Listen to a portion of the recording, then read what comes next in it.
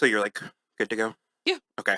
I actually really liked this one, and I didn't want to run the risk of not liking the next one, Sure. and then having So the vibes all off. while I was doing my makeup, I was thinking about it, and I was like, it was okay. It wasn't a good episode of television. I do agree with that, but I don't like anything that happened. So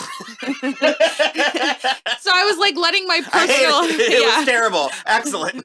I was letting my personal feelings cloud the quality of the episode, which was quite good. Lots of things did happen. So in that sense, yes, it was a good episode of television. I just kind of hated all of it. Does that help?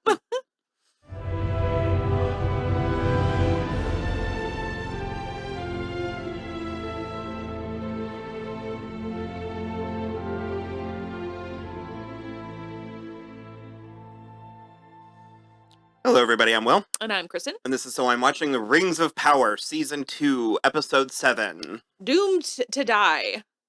Yeah. Yeah. It was the fall of Eregion. So I didn't love everything that happened in it, Sure. and as a matter of fact, I actually kind of share your sentiment. I think my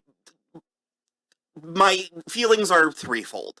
I think number one of the biggest things I kept asking this show and every show on television, anyone out there, if you're listening, do it, is to just do something. Sure. Something, anything. Like, I'm so bored, and I just want to feel something, and I have medium to largely liked this show. I said a similar thing about our Agatha coverage, where it's like, I'm on this show's side. I want to like it. Yeah. And in the culture wars, I do. Like, I'm on this show's side. I think most, if not most, of the people who are criticizing it are doing it in bad faith and for dumb reasons. Having said that, we have said almost every episode that most of our problems are with the plotting and the writing being very thin. Yeah. I think one of the reasons why that wasn't a factor for me here is because, and this is sort of my second reason why I like this episode, is this did feel like the culmination of things we were watching. I think this show, more so in season 2 than season 1, but both seasons, has had sort of a plotting and not exactly meandering, but it's sort of like, let's watch this, and now here's something you'll really love. And it's like, there wasn't a full sense of cohesion, or like we were working towards something, or that we were accomplishing something. Sure. And that's, I'm having the hardest time with that with some of the characters. Because the show is littered with people that stand in rooms and say lines. Uh-huh. But of all of those characters, I feel like only a handful of them are actually resonating. Mm-hmm. And it's like, when it comes to what I like, I love Durin and Disa. To this point, they're my favorite. I like Elrond. I like Sauron. I liked Anatar. I think they could have done a little bit more. Yeah. Well, Charlie Vicker, it's not entirely his fault either, because he's been 2 characters now. Mm-hmm. And it's like, there's no real bridging the gap. He went from, like, really trying to keep his identity a secret to, like, just, I don't even know how I want to describe, just, like, violently seducing everyone in Eregion. But also not, I don't know. I mean... Well, the thing is we haven't had enough, like, evidence of the violent seduction. So it's like, everyone is just, like, taken under by him. But it's sort of differing effects. But yeah, I think it's largely working. And one thing about this episode is there was a lot of, in my opinion, shockingly violent moments. Yeah, where I'm like, okay, well, this show, especially to the horses. There was like 4 or 5. Also, there's some poor little borzoi running around Eregion, and now I'm like terrified for it. It's like, I'm an adult, I can handle that. But part of my defense of the show has been that part of it, my defense of it's spoon feeding is that, well, maybe this is meant for families, and God help the like 9-year-old boy, Wells for boy, Yeah. who's watching this with his family because the terrors. Yeah. And so No, there's truly the horrors persist. And so part of me is like, okay, well, if you're going to be slitting horses' throats and watching the life leave their eyes, then we could saucy up some of this Anatar stuff. Yeah. Well, to the point where, like, my husband made a crass joke about Galadriel blowing Anatar, and I was like, well, so did Celebrimbor. Like, what? Well, so when I was ranking my characters, and we've got a whole other episode left. I feel like I'm doing we were planning on doing one recording, but I've come around on Galadriel. I think part of it is Stockholm Syndrome. I think I've just accepted. And I'm also finding, like, I think Kate Blanchett's ghost loomed so heavily over the character for me. I kept trying to make Moifred her. Yeah. And it's not, and it's never gonna be.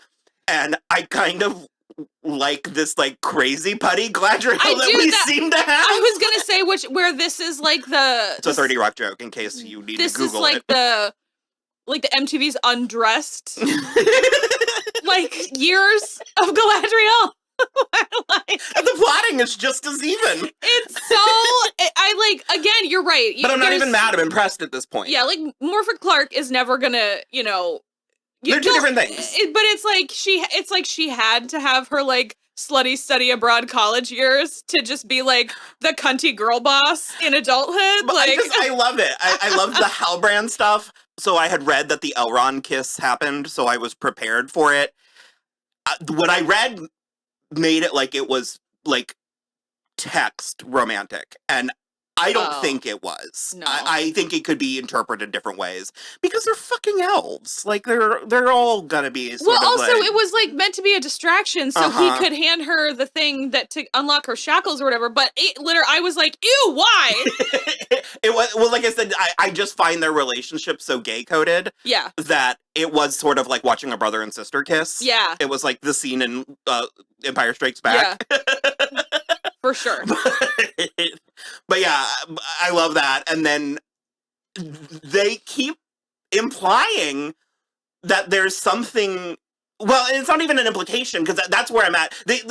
I get the feeling that there's something between her and Adar, and I'm sort of like, so is it in the script, or is it something the actors are doing? Yeah. And I don't hate it. I don't love it, but I don't hate it. Well, we also are like, we're towing the line of this, the enemy of my enemy is my friend thing, but then every time we're right there, we swerve away from it. It's like they're afraid to truly be audacious. Yeah. Unless we're talking about the sentience of orcs. Well, and I can't even talk about that yet. I at first I want to say that I found an excellent meme, which is from The Office, and it's when Dwight and Jim are like co-running the office, and it just literally says it has been 0 days since Galadriel's last villain situationship, and it's like Elrond and Gil-galad.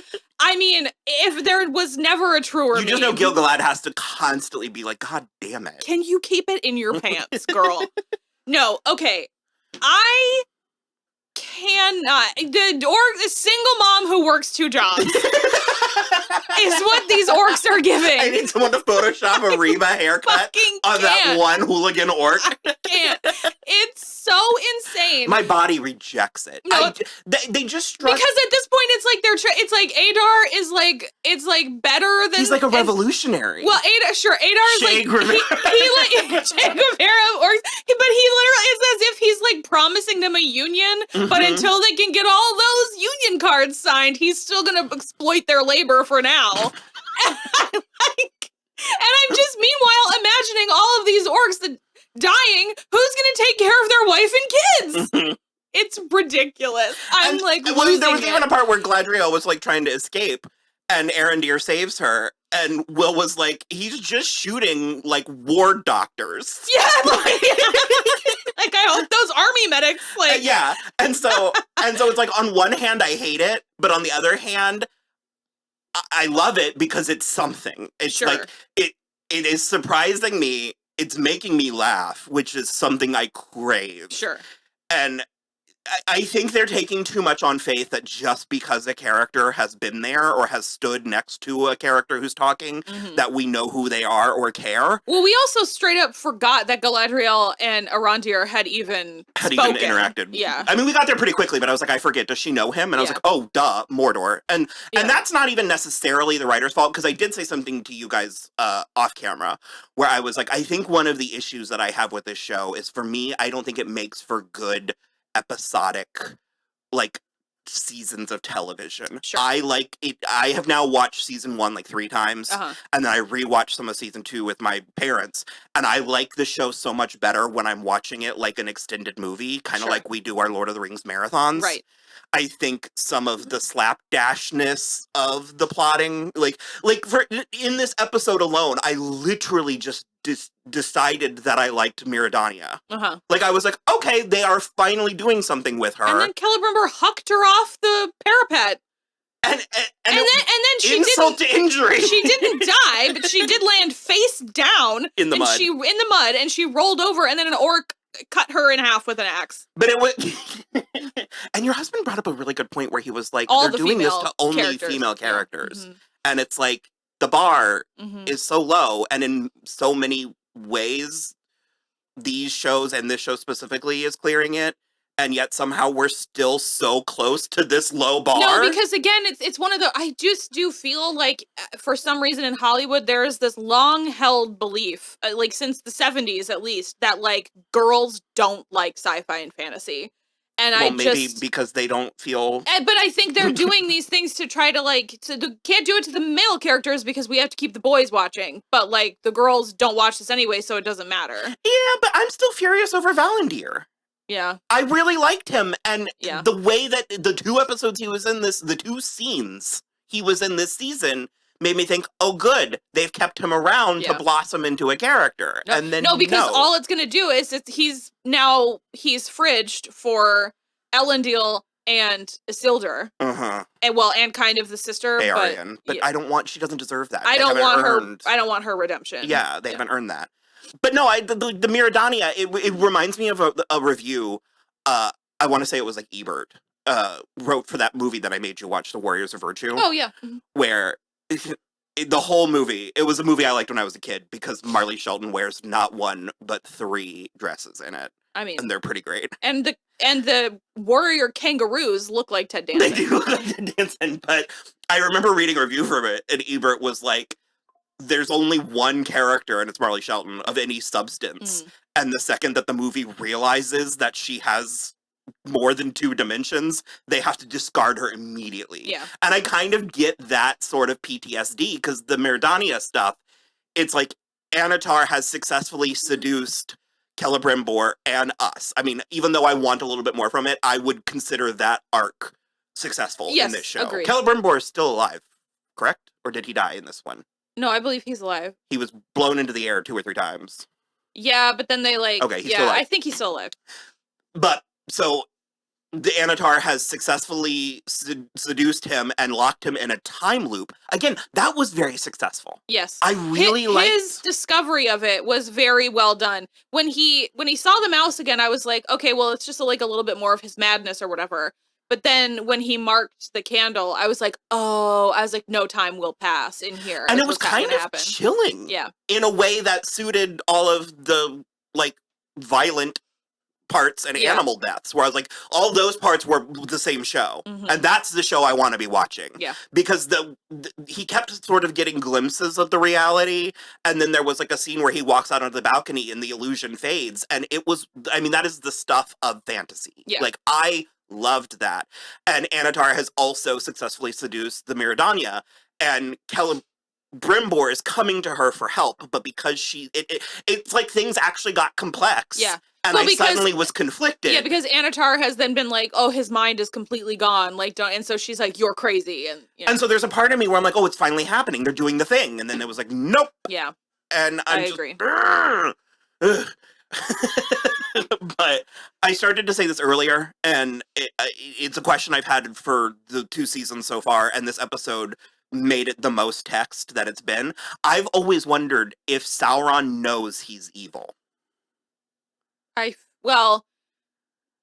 I mean, I think he believes in what he's doing. Sure, but in that sense, it's sort of like Thanos, where he's like, Yes. I need to subjugate all of the citizens of Middle Earth. In the Lord of the Rings movies, he's evil because he's evil and because the devil's evil and he's the devil. You know what I mean? Yeah. But in this, it's like, so wait a minute, is he consciously waking up and thinking time to do evil? And I don't think so. I think he believes in his... That could be. In his mission. Yeah.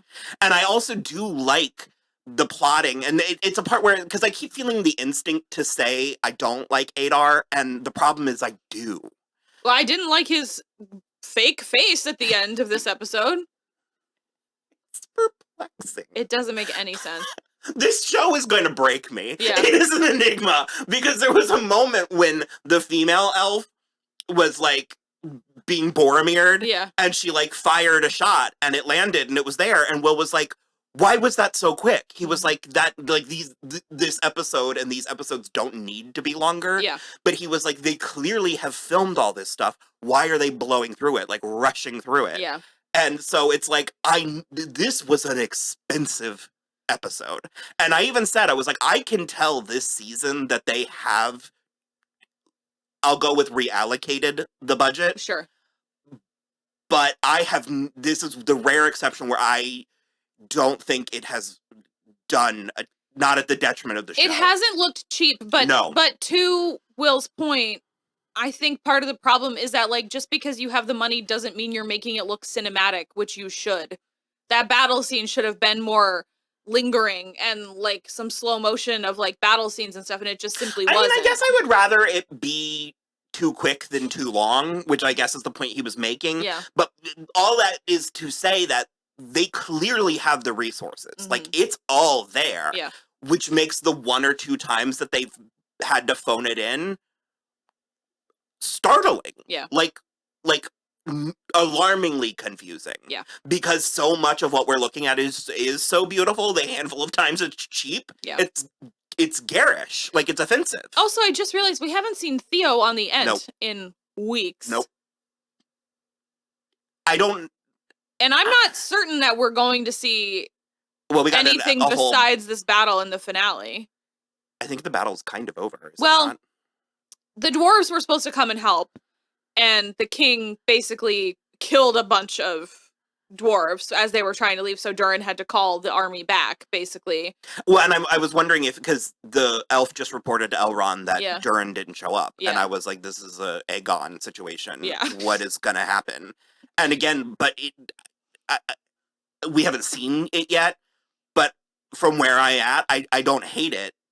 Like, I just want it to, I don't know. Because again, Durin and Disa are still two of my favorite. And I did love Prince Durin's, like, rally speech. Yeah. And it worked, too. Yeah. Yeah. It's so funny to me how in I am with the dwarves. But once again, though, they're doing something yeah. And, like, his little speech, I need to memorize it for when Durin walked in and saw Elrond. Oh, yeah. And he said something about, like, the waves of his hair. Tidal-headed or something. Yeah, and his, like, I literally laughed out loud. And that happened. Like, and that's sort of my measure or my metric is, like, if I'm laughing at something, it's at least eliciting a response from me. And that's what I want. Yeah, I don't know. The Fall of Eregion hit me way harder than I ever would have guessed, which doesn't actually surprise me all that much because it was beautiful and established. Yeah. It was in season 1. It was in season 2. And just based on where we are in the real world, it's painful watching something pretty precious, beautiful, sophisticated societies crumble. Yeah. Because that happens sometimes. Oh, that's what happens to empires. That's what happens to civilization. They fall. Even the damming, like, that was clever. It was cool, yeah. The what did you call them? The catapults? Trebuchet. Those were cool. The big troll was cool. And we also couldn't peg its sentience. Yeah. And the show also did delight in killing it. Yeah. In a way that made me feel conflicted. Well, and it also seemed, like, very pleased to die. Like, it was laughing as it took its final breath. I don't know. Are the trolls not going to be included in the union? I'm very... The thing is, it's like everything in me is screaming, no, run the opposite way. Yeah. But part of me wants that. I'm like, no, go for it. You know what? If we're gonna do this, then let's do it. At this point, I'm like, can we just, like, I need then now a scene of, like, the orcs coming to pay their dues, like their union dues kind of thing. I'm just very... Are there Rosie the Riveter orcs back home? Like, back in Mordor holding things together while their husbands with their babies and a little papoose. Like, I can't. It's really upsetting. I think that's most of the things. That's everything I wrote down. Yeah. Celebrimbor also cut his thumb off to try to get out of the shackles. Galadriel is running away with the rings. Oh yeah, he did give her the 9 rings for men. Mm-hmm. So yeah. He all but said so to Sauron. Yeah, he was like, "Ma ha ha, you won't find them here, will They're you?" far away. Yeah. Oh, and then he made all of the elf like guards kill each other. Oh yeah, it was really tough. There was a lot of things in this episode that I liked and or was interested in and by. Yeah. So I don't know. Like I said, I'm very perplexed by this entire experience. Just at the end of this episode, just get the Sally Field from Norma Ray saying "Union" with an orc face on it. I'm obsessed. I like can't get over the Union thing. The like whatever is happening, I can't. It's so silly to me. So we're gonna watch. We're gonna watch the last episode, and then we'll talk about that. I'm anticipating the energy being the polar opposite. I'm anticipating not. I'm just not. I mean, I really liked the Harfoots in season 1. I'm unsold on the stores. Yeah. I don't know. I feel like we're gonna get stores. We're gonna get Isildur and Theo on the end. Yeah. And then the Stranger and Tom Bombadil. It also kind of retroactively makes me less annoyed with the Numenor stuff from the previous episode. Because I get the sense that that's the end of that plot. Like, I almost want to keep all of the... forever? Well, no, for this season. Oh. I almost want to keep all of the footage and recut it. Sure. You know what I mean? Yeah, absolutely. I don't know. We're gonna go. Yeah. We'll be back, and then we're gonna go again. Bye! Bye!